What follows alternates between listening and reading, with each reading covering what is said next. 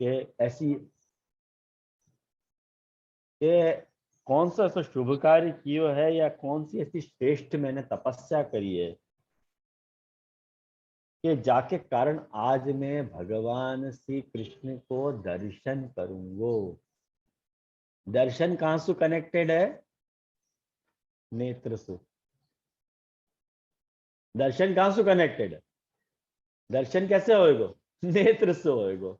देखो, भक्त नेत्र सुधाकर आयो।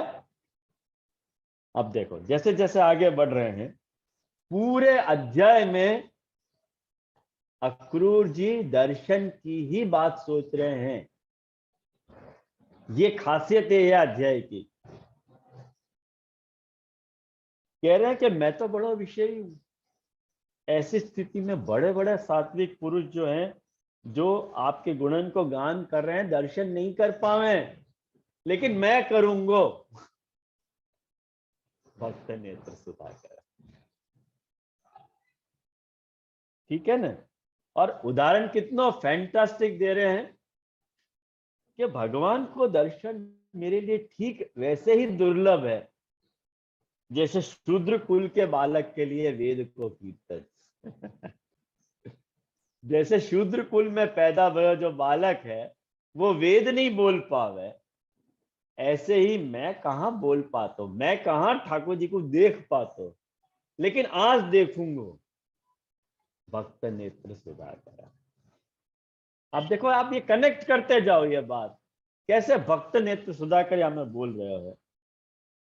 वापस फिर रिपीटेडली कह रहे हैं कि अरे मेरे जैसे अधम को भी भगवान श्री कृष्ण के दर्शन होंगे। जैसे नदी के में बहतो बहो जो तिनका है, कभी कभी प्रवास वहां पार लग जाए, ऐसे समय के प्रवास भी कहीं कोई या संसार को पार कर सके है क्या? लेकिन आज मैं पार करूंगा, कहीं कि मुझको श्री कृष्ण को दर्शन हो गए, मेरे सारे अशुभ नष्ट हो जाए। भक्त नेत्र सुधाकर। देखो, और वाक्य बाद 7वां श्लोक कह रहे हैं कि कंस ने मेरे पर बड़ी कृपा करी है, और वाही कंस के भेजने सु में या भूतल पे अवतीर्ण जो स्वयं प्रभु हैं, उनके चरण कमल को दर्शन कर पाऊंगो। फिर सुदर्शन की बात कर रहे हैं भक्त नेत्र सुधाकर। 9वां श्लोक, मैं अवश्य अवश्य उनको दर्शन करूंगा। भक्त नेत्र सुधाकर। आप देखो कैसे ये गूथो भय नाम है भक्त नेत्र सुधाकर या अध्याय में। जैसे कि रघुनाथ जी ने शायद ये अध्याय से प्रेरित होकर ही गुसाई जी को ये नाम लिख दिए हो। शायद रघुनाथ जी के मन में या की संगति की इच्छा भई हो, पता नहीं। ये तो खाली मैं एक अनुमान कर रहे हूँ कि शायद ऐसा हो भी सके, बाकी मेरा अनुमान झूठो भी हो सके। ये तो भावातिरेक के कारण ऐसे अनुमान करने की इच्छा हो रही है। तो 9वें श्लोक में दर्शन की बात आई। वाक्य बाद 10वां श्लोक देखो, भगवान विष्णु जो है वो पृथ्वी को भार उतारने के लिए मनुष्य की लीला कर रहे हैं, ऐसा अक्रूर जी कह रहे हैं। वो संपूर्ण लावण्य के धाम हैं, सौंदर्य की मूर्तिमान निधि हैं। आज मुझको उन्हीं को दर्शन होएगा। भक्त नेत्र सुधाकर। और ऐसे तो आप पूरा अध्याय आप देखोगे, पूरा अध्याय मैं कहां तक आपको गिनाऊं। 15वें श्लोक में आप देखो, सीधे अपन 15वें श्लोक की तरफ चले, जहां ठाकुर जी कह रहे हैं। अब 14वें श्लोक में, सॉरी, ठाकुर जी वो अक्रूर जी कह रहे हैं कि मैं उनको अवश्य देखूंगा, आज मेरा मंगल प्रभात है। भक्त नेत्र सुधाकर। और अब जो है वो अपने मन की अभिलाषा को प्रकट कर रहे हैं कि जब मैं ठाकुर जी से मिलूंगा और मैं तब क्या क्या करूंगा। जैसे समझो कि कोई अलहड़ नवजोबना युवती अपने प्रियतम से मिलने के लिए जैसे लालायित रहे के नहीं, कुछ वह प्रकार की लालसा, कामना, मनोरथ अक्रूर जी को, ठाकुर जी को देखने के लिए हो रहे हैं, दर्शन को। और वह बात को भागवतकार ने या अध्याय में स्पष्ट किया है कि कैसे अक्रूर जी की लालसा थी ठाकुर जी के चरणारविंद के दर्शन करने की, ठाकुर जी को देख पाने की। और जैसे जैसे वो नए नए मनोरथ बुनती रहे अपने मन में, ऐसे ही अक्रूर जी भी अपने मन में या प्रकार को मनोरथ बुन रहे हैं कि जब मैं उनको देखूंगा तो क्या कहूंगा, क्या बात होएगी मेरी, कैसे बात होएगी। वो सब बात कह रहे हैं कि मैं तो उनके चरणारविंद पे लौट जाऊंगा, यूं कह रहे हैं। और जब मैं उनके चरण कमल में गिर जाऊंगा तो वो अपनो श्रीहस्त मेरे माथे पे रख देंगे क्या, ऐसे सब सोच रहे हैं। तो ये सब बातें देखो कर रहे हैं। अब देखो अपन हमेशा यूं कहें कि कमल की, मैंने आपको कितनी बार बताई है ये बात कि ठाकुर जी के माने ठाकुर जी को कमल बहुत प्रिय है। या के लिए अपन चरण कमल, मुख कमल या धंसु अपन कमल शब्द जोड़ के ठाकुर जी के लिए शब्दन को प्रयोग कियो कर रहे हैं। और ये बात भी मैंने बताई है कि कमल में बहुत सुगंध हो गए है, लेकिन कमल की सुगंध जो है देवतान को ही आयो करे है, मनुष्य को नहीं आवे कमल की सुगंध। कहें कि वो अपने पास कुछ लिमिटेशन है, हर चीज अपन नहीं कर सके। अपन को भले मानव होने का अभिमान हो कि अपन मनुष्य यानी सब कुछ कर सके, लेकिन मैंने पिछली बार भी आपको ये बात समझाई थी कि ऐसी बहुत सारी बात है कि जो अपन मनुष्य होने के बावजूद अपन नहीं कर सके। जैसे अपन सूंघने की अपने को बहुत ज्यादा शक्ति है, लेकिन अपन सूंघ के कोई के अस्तित्व को, कोई के व्यक्तित्व को, कोई के मन की बात को पहचान सके, ऐसा सामर्थ्य अपने में नहीं है। अपन क्या सूंघ के, क्या अपन देख के भी नहीं पहचान सके कोई को। तो ये देखो कह रहे हैं कि जैसे माथे पे हाथ धरवे की बात अक्रूर जी ने कही, तो वहां ये भी बात कर रहे हैं कि भगवान ने उन्हीं कर कमलंसु जिनमें सु दिव्य कमल की सुगंध आयो कर है। अब देखो ये कह रहे हैं कि कमल में से सुगंध आयो कर है, लेकिन वो मनुष्य की बस की बात नहीं है, मनुष्य को नहीं आवे है। ख्याल में आई ना आपको ये बात। अब तरह तरह की आशंका से उनको मन घिरते जा रहा है। अब देखो वो क्या क्या सोच रहे हैं।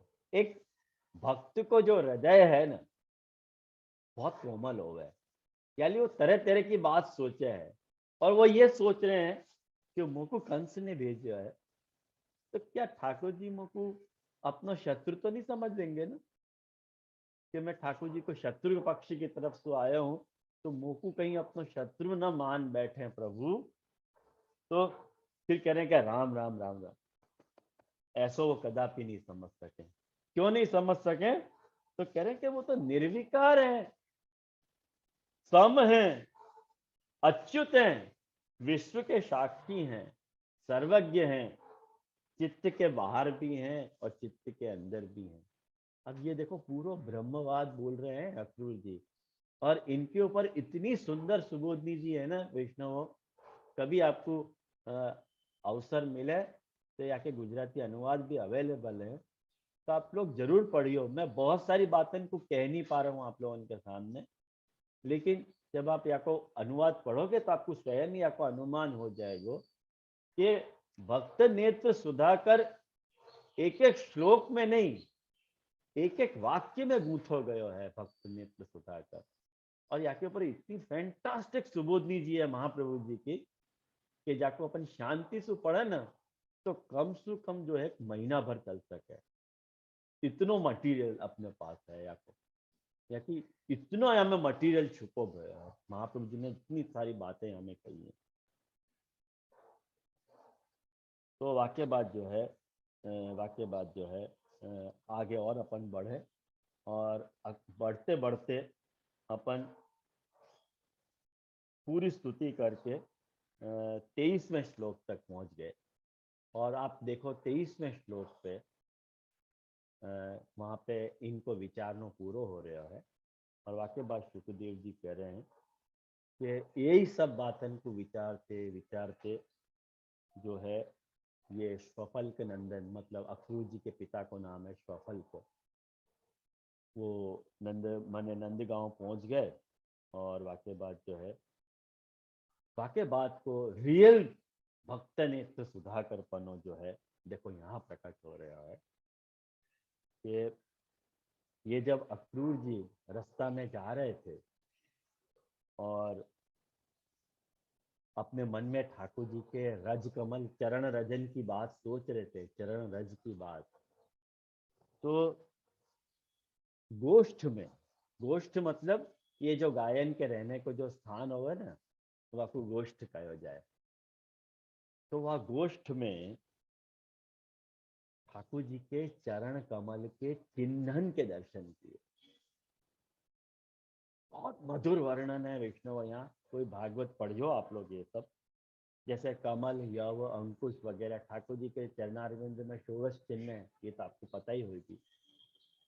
तो उन चिन्हन को जब दर्शन कियो तो ये धरती पे लेट गए और उनको ऐसा लग्यो कि मान लो मैंने श्री कृष्ण को आलिंगन किया है और ठाकुर जी को ही देख लियो है और उनको रोम रोम शीतल हो गयो, ऐसा वर्णन आवे।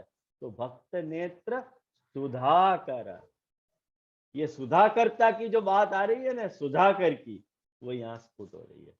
अब तक ने अपन ने भक्त नेत्र की बात देखी थी, दर्शन की बात देखी थी, अब यहाँ सु उनको सुधाकरत्व तो प्रकट हो रहा है कि ठाकुर जी ने कैसे सुधाकर अपनो प्रकट कियो। देखो उनको रोम रोम खिल उठ्यो, नेत्र में आंसू भर आए और टप टप टप टप टपकने लगे और कहने लगा ओहो ये हमारे प्रभु की चरण रज है। अब जीव मात्र को यह परम कर्तव्य है कि दंभ भय और शोक को त्याग के भगवान को, भगवान की लीला स्थान और गुणन के दर्शन श्रवण के द्वारा ऐसो भाव संपादित करें। तो ये देखो बहुत सुंदर भक्त नेत्र सुधाकर पनो प्रकट भयो, शुरुआत बाकी भाई। अब आगे, अब इनको ठाकुर जी दिख गए हैं, अब ये ठाकुर जी से मिल रहे हैं, ठीक है। अब ये जब ठाकुर जी से मिल रहे हैं तो बहुत सुंदर ठाकुर जी लग रहे थे, बलराम जी और ठाकुर जी दोनों ही विराजमान होते हैं वहां इनके सामने। लंबी लंबी भुजाएं ठाकुर जी की, प्रलंब बाहु इनके लिए, ठाकुर जी के लिए आवे। तो जब अक्रूर जी ने देखा कि ठाकुर जी सामने विराज रहे हैं तो भगवान के दर्शन से, श्लोक नंबर 35, श्लोक नंबर 35 आप देखो कि भगवान के दर्शन से उनको इतना आह्लाद सुधा करता, देखो इतना आह्लाद प्रकट भयो कि नेत्र आंसू से भर गए और सारे शरीर में पुलकावली छा गई। पुलकावली समझो ना आप लोग, पुलकावली मैंने अपने शरीर में रह बे जो बाल है ना वो खड़े हो जाना आवेग के कारण। तो ये तो सुधाकर पनो प्रकट हो रहे हो देखो, या लिए अब इतनी इतनो सुधाकरत्व इनके प्रकट भयो कि वो अपना नाम भी नहीं बता सके कि मैं कौन हूं, बोलो भी नहीं जा रहे तुमसे। ये या बात की निशानी है कि ठाकुर जी के दर्शन के कारण उनमें सुधाकरत्व प्रकट हुआ। और ठाकुर जी ने क्या किया, ठाकुर जी ने उनको उठा के खींच के गले लगा दिया। क्या अद्भुत दृश्य रहेगा विष्णु, वो आप सोचो। और गले लगा लियो और उनको एक हाथ श्री कृष्ण ने पकड़ो और एक हाथ बलराम ने पकड़ो और वो घर ले गए। कृष्ण और बलराम अक्रूर जी को घर ले गए और घर ले जाके उनने बड़ो अपनो उनको अक्रूर जी को स्वागत सत्कार कियो। और पूजा की सामग्री भेंट करी। कारण की रिलेशन है ना, संबंध है, श्री कृष्ण के संबंधी हैं अक्रूर जी। और वाक्य बाद भगवान ने अक्रूर जी को एक गाय प्रेजेंट करी। आप देखो, भेंट के रूप में गाय दी, और गाय दी और पैर दबा के उनकी थकावट को दूर किया। हाइट ऑफ देखो, प्रभु को अपने ईश्वर होने को अभिमान नहीं है। मनुष्य के रूप में जा संबंध को जैसे ट्रीट करना है, वह संबंध को वैसे वो ट्रीट कर रहे हैं। वो भक्त नेत्र सुधाकर को एक साइड में रख करके लोक में जो प्रकटित उनको जो स्वरूप है एज ए संबंधी, वह को मेंटेन कर रहे हैं। ये बात अपने श्री कृष्ण के चरित्र से सीखने लायक बात है। ख्याल आई ना आपको ये बात? और वाक्य बाद देखो, वाक्य बाद पान, इलायची, सुगंधित माला वगैरह दे करके सब नंदराय जी उनके पास आ रहे हैं, और नंदराय जी उनको पूछ रहे हैं कि आप लोग ऐसे निर्दयी कंस के जीते जी अपने दिन कैसे काटो। निर्दयी कंस आपके यहाँ विराज रहे हो, जाने अपने बहन के बच्चन को मार दिए, इतनी बेदर्दी से वाकई साथ आप कैसे रह पा रहे हो, ये समझ में नहीं आ रही है मेरे। यानी आप लोग सुखी हो गए, ये तो मैं अनुमान कर ही नहीं सकूं। आप लोग बहुत दुखी हो गए। और या बखत जब कुशल अक्रूर जी से नंदराय जी ने सब कुशल मंगल पूछी है और उनको सम्मान कियो, तो अक्रूर जी के शरीर में मार्ग की जो भी थकावट थी ना, सारी दूर हो, फ्रेश हो गए। आप देखो, कोई को सद व्यवहार अपने मार्ग की थकावट को दूर करेगा, और थकावट दूर होना या बात को प्रतीक है कि ठाकुर जी को भक्त नेत्र सुधा करत को प्रकट है। ख्याल में अब तो ये पूरी बात या जय में ऐसे गुथी भई है। मैंने तो आपको वाकई खाली नमूनाएं बताए हैं। वाकई विशेष आनंद जब आप एक एक श्लोक पढ़ोगे और या नाम को सामने रखोगे, तब आपको पता चलेगा कि कैसे भक्त नेत्र सुधा करत को या में एकदम प्रकट बोल रहे हो ये नाम। और जहां तक अक्रूर जी के विषय की बात है, अक्रूर जी ने शुरुआत में देखो एक बात कही थी, श्लोक नंबर 3 में। श्लोक नंबर 3 को आप देखोगे तो श्लोक नंबर 3 में अक्रूर जी ने ऐसी बात कही थी कि मैंने ऐसा कौन सो शुभ कर्म किया है, या ऐसी कौन सी श्रेष्ठ तपस्या करी है, या कोई सत्पात्र को ऐसा कौन सा महत्वपूर्ण दान किया है। ये 3 बात अक्रूर जी बोले थे, अगर आपको ध्यान हो तो श्लोक में। जाके फल स्वरूप आज मैं भगवान श्री कृष्ण के दर्शन करूं। तो महाप्रभु जी ने या कि सुबोधिनी जी ने इतनी सुंदर आज्ञा करी है कि ये जो शुभ कर्म है, धर्म की 3 वैरायटी हो है। 3 प्रकार के धर्म हुए हैं। एक स्वधर्म होवे है, एक भगवत धर्म होवे है, और शेष बाकी धर्म, है ना। तो स्वधर्म का अर्थ जैसे सदाचार, वाकू अपन स्वधर्म कह रहे हैं। भगवत धर्म जाकू अपन तपस्या कह रहे हैं। और अन्य सभी धर्म मतलब दान धर्म आदि, ये 3 धर्म हुए हैं। ये 3 धर्म जो हैं वाकू गिना रहे हैं कि इनमें से मैंने कौन सा किया है। क्या मैंने अपना स्वधर्म निभाया है, कि या मैंने अपना भगवत धर्म निभाया है, या मैंने अपने शेष धर्मन को परिपूर्ण किया है, जाके कारण ठाकुर जी मुझको आज दर्शन देने वाले हैं।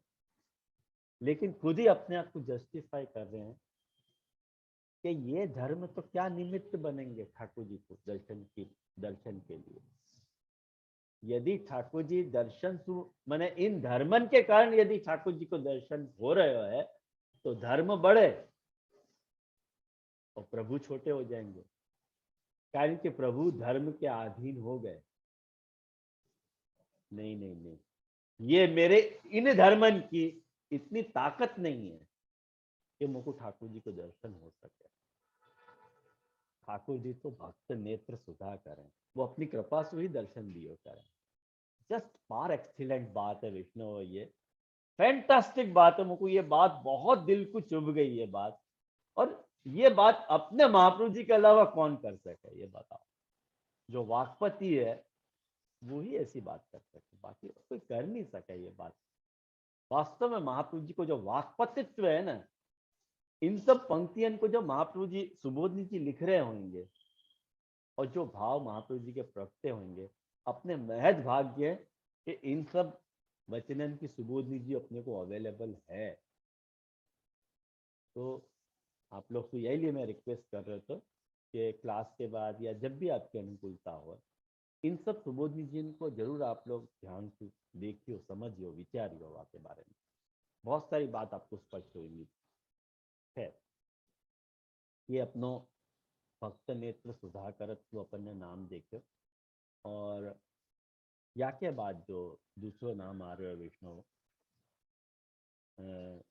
भक्त नेत्र सुधा करके बाद आ रहा है महालक्ष्मी गर्भरत। अब फिर से एक चैलेंजिंग नाम है विष्णु, मेरे सामने एक चैलेंजिंग है बात ये। मैं मन में अपने ठाकुर जी से विनती कर रहे तो गुसाई जी से इनफैक्ट कि महाराज बीड़ा तो उठा लिए हो कि आखिर भागवत से संगति करेंगे, लेकिन महाराज को दिशा नहीं मिल रही है। महालक्ष्मी गर्भरत्नम नाम श्री कृष्ण और बलराम को जो मथुरा गमन है, वहां में यह नाम को कैसे फिट करूं, समझ में नहीं आ रही। बुद्धि ने काम करना बंद कर दिया। सुबोधनी जी देखी और दोस्तों सब व्याख्याएं बांची, भागवत जी के अध्याय को 3, 4, 5 बार पढ़ लियो, समझ में नहीं आ रहा तो क्या करें। शरणागति एकमात्र उपाय है। ठाकुर जी की शरणागति, केशव शरणम मम, माधव शरणम मम, श्री कृष्ण शरणम मम बोल के आज सुबह जैसे ही सुबोधनी जी बंद करी, वैसे ठाकुर जी ने कृपा करी। ले, ठाकुर जी तो भक्त नेत्र सुधाकर है ना, तो ठाकुर जी ने भी एक दान मेरी झोली में डाल दिया कि ले ले। चल समझा दे ये बात। तो वाकु में आप लोगों के साथ शेयर करना चाह रहा हूँ। जय हो जय हो जय जय जय हो जय हो। तो महालक्ष्मी गर्भरत्नम में मेरे सामने प्रॉब्लम ये आती वैष्णव, ये महालक्ष्मी गर्भरत्नम में सॉरी कहेंगे टीका याती, हाँ ये, हाँ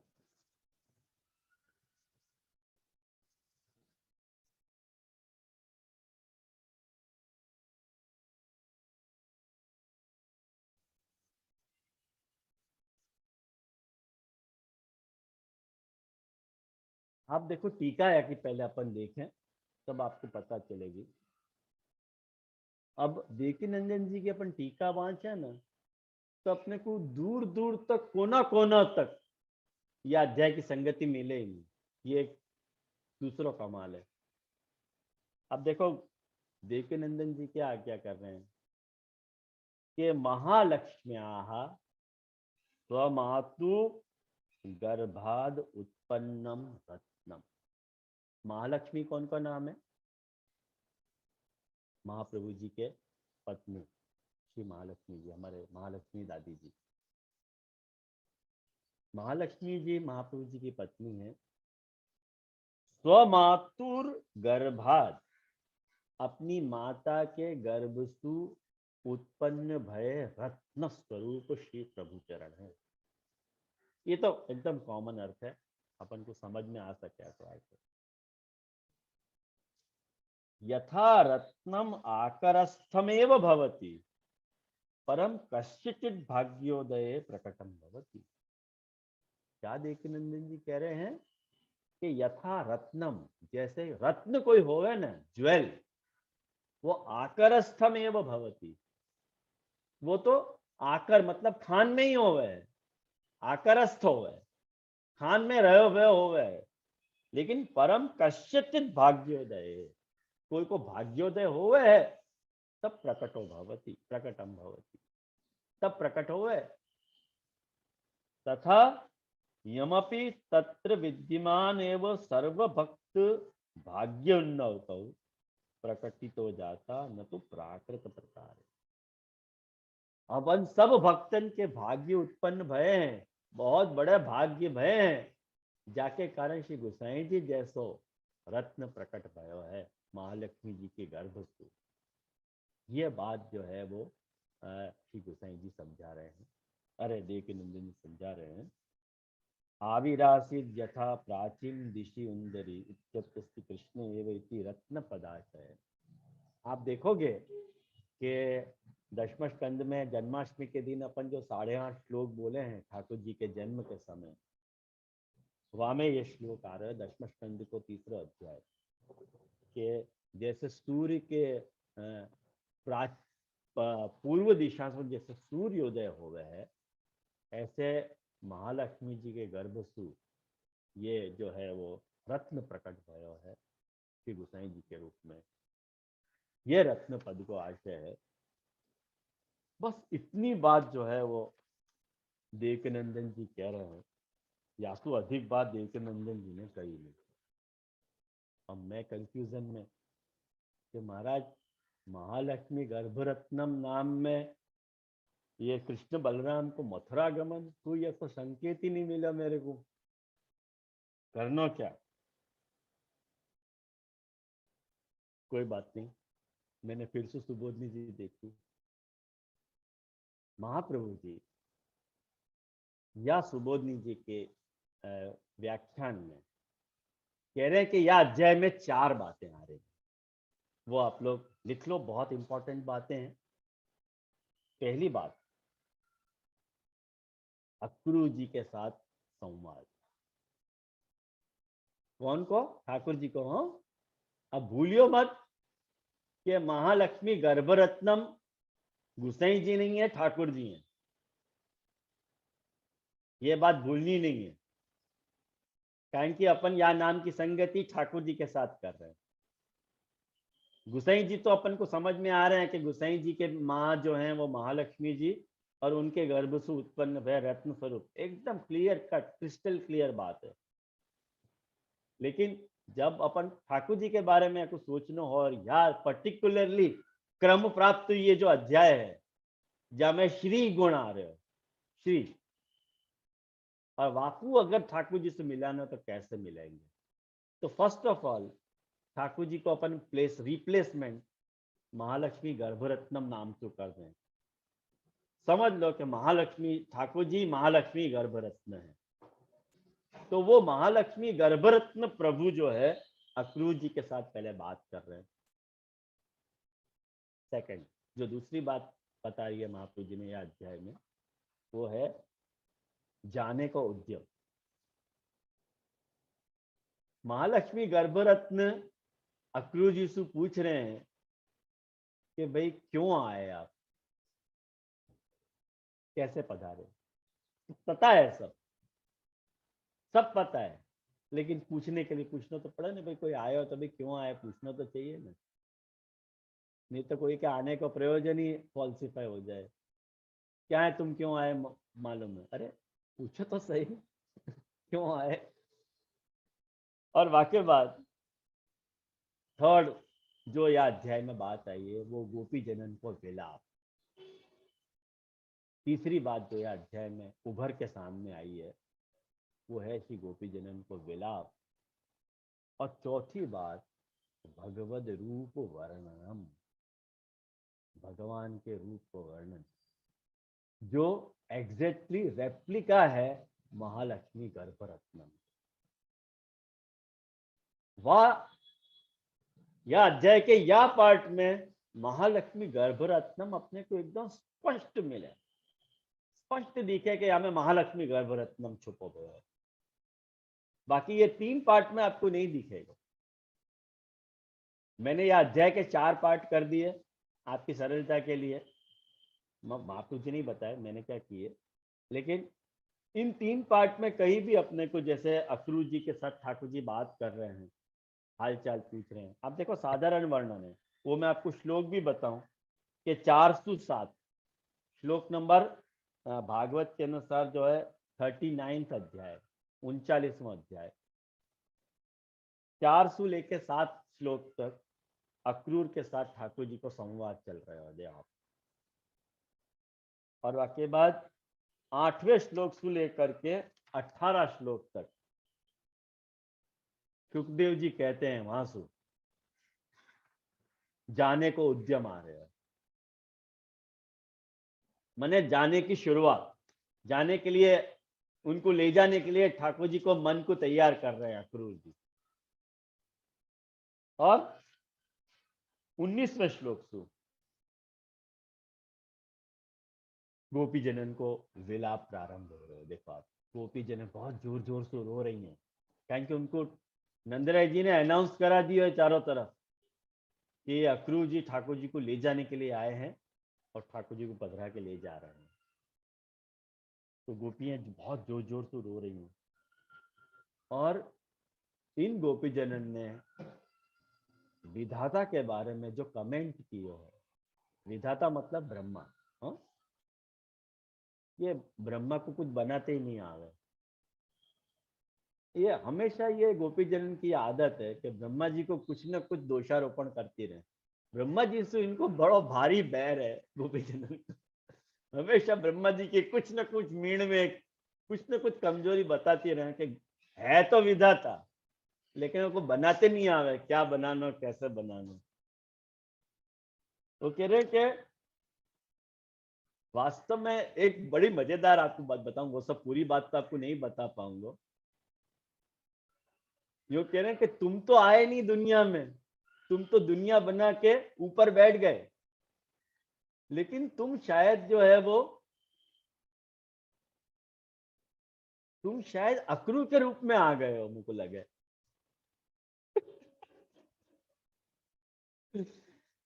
अक्रूर के रूप में तुम ही आए हो, तुमको अंशु ठाकुर जी को छीनना है, यानी तुम अक्रूर बन के आ गए हो। बात कुछ भी नहीं है, समझो बात को। वास्तव में तुम क्रूर ही हो, खाली कहने के लिए तुम अपने आप को कह रहे हो कि मैं अक्रूर हूं, लेकिन वास्तव में तुम क्रूर हो बस। अरे हम तो श्याम सुंदर के रूप में एक एक अंग में तुम्हारी सृष्टि के संपूर्ण सौंदर्य को निहारती रहती थी। तुमको ऐसे नहीं जाना चाहिए, ऐसे नहीं करना चाहिए, तुमको कुछ आवे ही नहीं है बनाने। और वो जो बात है ना, दुनिया बनाने वाले, क्या तेरे मन में समाई, काहे को दुनिया बनाई। अब देखो वागाना में भी विधाता के ऊपर आक्रमण है। और मुझको ऐसा लगे कि वह गीतकार ने यहाँ की कोई पंक्तियां चुराई हैं, यहाँ से चुरा के पंक्ति लिखी है। काहे बनाई तूने, क्या क्या वाक गीत में वर्णन है, वो कभी वो गीत को कुछ याद नहीं है, लेकिन इतना मुझे जरूर पता है कि तेने हृदय क्यों बनाए और वहां में भावनाएं क्यों बनाई, ये सब, यही सारी बातें देखो गोपी जन कर रही है ठाकुर जी को। और एकदम से इनकी दृष्टि जो है ठाकुर जी के ऊपर जा रही है कि हमारा ठाकुर है ना, वहां तो ऐसा सब नए लोगन से जो है नेह लगाने की आदत पड़ गई है, यानी ऐसे ही क्यों करे ये। अभी देखो प्रेम को प्रताप है ना। तो बहुत सारी बातें विष्णु कहाँ तक आपको कहता हूँ। और यह अध्याय की भी सुबोधनी जी पिछले अध्याय की तरह जस्ट मार्वलस है, फार एक्सीलेंट है। अपना वाक्पति ऐसा है, क्या करूं। तो ये पढ़ोगे आप, ये स्तुति 19वें श्लोक से गोपियन को प्रलाप प्रारंभ हो रहा है, और वाक्य बाद 40वें श्लोक पे जाके ये सब ये जो 35वें श्लोक तक, सॉरी 35वें श्लोक तक वहाँ ठाकुर जी और ये गोपी जनन का संवाद चल रहे है और वहाँ में ये कह रहे हैं कि भाई ऐसो है कि मैं आऊंगो, ऐसे ठाकुर जी वहाँ कह रहे हैं ये बात, चिंता मत करो मैं आऊंगो। अब देखो ठाकुर जी कह रहे हैं मैं आऊंगो, और ठाकुर जी कभी झूठ नहीं बोले। तो ठाकुर जी, महाप्रभु जी, अब ये तो अपने को बाद में पता चलेगी, भ्रमर गीत आएगा तब, प्रमेय प्रकरण आएगा तब, वहां महाप्रभु जी ये बताएंगे कि भगवत वाणी कभी असत्य नहीं हो गया है। वास्तव में तो ठाकुर जी ब्रज छोड़ के कहीं पधारे ही नहीं, ऐसी बात है। लेकिन लीला के लिए तो सब कुछ करना ही पड़ा है। तो ये सारी बातें हो गई और बहुत देर तक गोपी जी ने चुपचाप खड़ी रही कि शायद लौट के आ जाए, शायद लौट के आ जाए। नहीं आए ठाकुर जी। फिर आंख में आंसू आए, फिर मन को हल्को कर लें और फिर सोचे कि नहीं नहीं आ जाएंगे आ जाएंगे आ जाएंगे। देखो ये राजस्था है, ये राजस्था है एग्जैक्टली। क्या राजस गुण को वर्णन है हमें। बहुत मजा आ रही है ये सब सोच के कि कैसे राजस्था हमें आ रही है। ये अपने राजस्था जो चंचलता, जो राजस्था का खास गुण है, वो हमें अपने को पल पल देखने को मिले। आशा होती कि शायद कृष्ण थोड़ी दूर जाकर लौट आएंगे, नहीं लौटे तो निराश हो गए और रात दिन अपने लीलान को गान करती, फिर ठाकुर जी के ध्यान में मगन हो गई, लेकिन फिर वापस रोने लग जाती। तो ये जो स्टेज है ना, वो राजस्थान की स्टेज है वैष्णव। और यहाँ पे ठाकुर जी अक्रूर जी के साथ पधार गए हैं। अक्रूर जी के साथ रथ में बैठ के ठाकुर जी चल दिए मथुरा की तरफ। मार्ग में अब जो मेन बात आ रही है महालक्ष्मी गर्भरत्नम की। अब ठाकुर जी यहाँ पे सवार होके माने बैठे हैं और आज्ञा ली और यमुना जी के दर्शन करे। और यमुना जी को देख के अक्रूर जी ने ये बात ठाकुर जी से कही कि भाई मुझको जरा मेरे आदत है विधि पूर्वक स्नान करने की, तो मैं कर लूं। और यमुना जी में जैसे ही उनने डुबकी लगाई तो वहां पे गायत्री जाप करने लगे, तो जल के भीतर अक्रूर जी ने देखो कि कृष्ण और बलराम दोनों भाई एक साथ ही बैठे रहे। अब उनने मन में सोचो कि मैं तो उनको रथ पे बैठा के आया हूं, अब यहां जल में कैसे आ गए। अब यहाँ है तो शायद रथ में नहीं होंगे। तो फिर उनने बाहर निकाल के, सिर बाहर निकाल के देखे तो वैसे ही पूर्ववत रथ में विराजमान होते ठाकुर जी और बलराम जी। फिर उनने कही कि अरे मेरे को भ्रम हो रहा है, कोई बात नहीं, वापस तो जल के अंदर डुबकी लगाई। और वहां पे फिर उनने नजारा बिल्कुल रिवर्स को देखो कि अनंत देव जो श्री शेष जी हैं, वो बनो बलराम जी वहां विराजमान है और ठाकुर जी के रूप को वर्णन आ रहा है पूरा।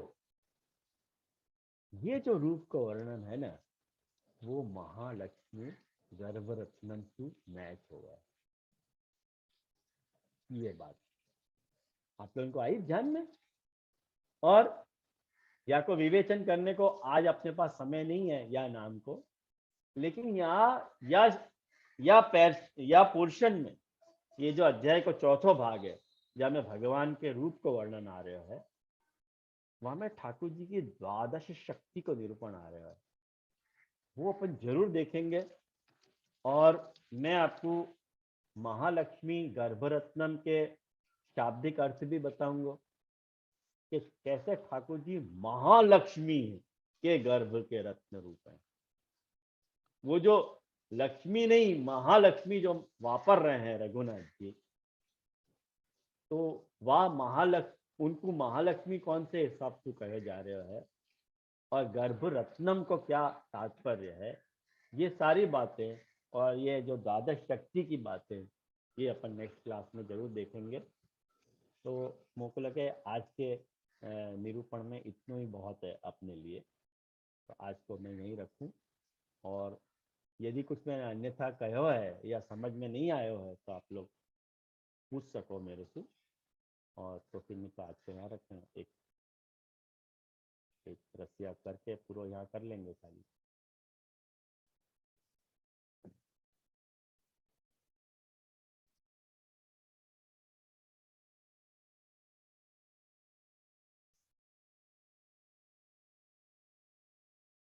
एक रस्सियाँ मैं आपको जो सुना रहा हूँ, ताल तो नहीं चल रही है, लेकिन फिर भी ये रस्सियाँ मैं लिखो भी मैंने हतो, और या की धुन भी मैंने बनाई थी। लेकिन या को जो तीसरा और चौथी कड़ी है यार रसिया की, वो मेरे लालन ने बनाई थी। तो ये मेरे और लालन के कॉम्बिनेशन की रचना है। कहीं कि मैं अटक गयो तो 2 कड़ी बनाने के बाद, तो लालन ने उन 2 कड़ी को पूरा कियो तो याकू मेरे को मनमोहन छाप डालनी थी हमें। कहीं कि मेरा नाम मनमोहन है, तो वो हमें सब मुझको छाप में मनमोहन धरना तो हमें, तो मुझको बैठ नहीं रही थी कड़ी। तो 2 कड़ी लालन ने हमें बनाई है। तो आप लोग देखो कैसे लग रही है आपको।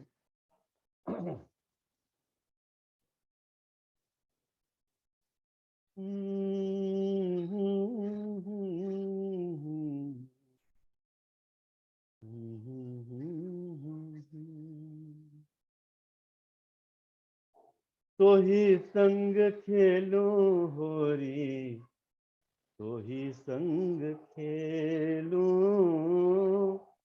तो ही संग खेलो होरी, तो ही संग खेलो, तो ही संग खेलो होरी, तो ही संग खेलो,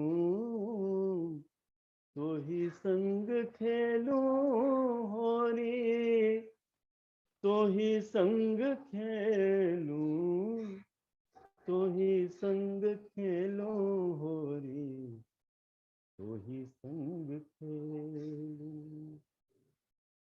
केसरी पीलो लाल गुलाबी रंग लगे हैं फीको, केसरी पीलो लाल गुलाबी रंग लगे हैं फीको, रंग लगे हैं फीको, रंग लगे हैं फीको। तेने ओ कन्हाई कामर काली जब से ओढ़ी, तेने ओ कन्हाई कामर काली जब से ओढ़ी, तो ही संग खेलूं मोहन, तो ही संग खेलूं।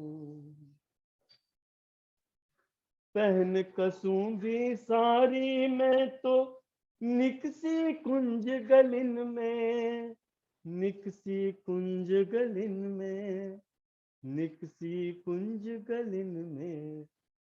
तेने रंग दीनो छलिया मोहे चोरी चोरी, तेने रंग दीनो छलिया मोहे चोरी चोरी, तो ही संग खेलूं छलिया, तो ही संग खेलूं, तो ही संग खेलूं रसिया, तो ही संग खेलूं। अब ये 2 अंतरा जो आगे सुना रहा हूं वो लालन वाले हैं। कब हुक बाह मरोरे मेरी, कब हुक आन मनावे, कब हुक बाह मरोरे मेरी, कब हुक आन मनावे, कब हुक आन मनावे, कब हुक आन मनावे। प्रेम हु करे वो थोरी, करे बर जोरी, प्रेम हु करे वो थोरी, करे बर जोरी, तो ही संग खेलूं लाला, तो ही संग खेलूं, तो ही संग खेलूं मोहन, तो ही संग खेलूं। सोहनी सूरत चितवन प्यारी, मैं तो बल बल जाऊं। सोहनी सूरत चितवन प्यारी, मैं तो बल बल जाऊं। अरे मैं तो बल बल जाऊं, मैं तो बल बल जाऊं। मन मोहन मन बसी छवि तोरी, मन मोहन मन बसी छवि तोरी। तो ही संग खेलूं केशव, तो ही संग खेलूं, तो ही संग खेलूं रसिया, तो ही संग खेलूं। तो ये रसिया तो। और वैसे 12 तारीख को, 12 मार्च को यहाँ पे रसिया का कार्यक्रम है।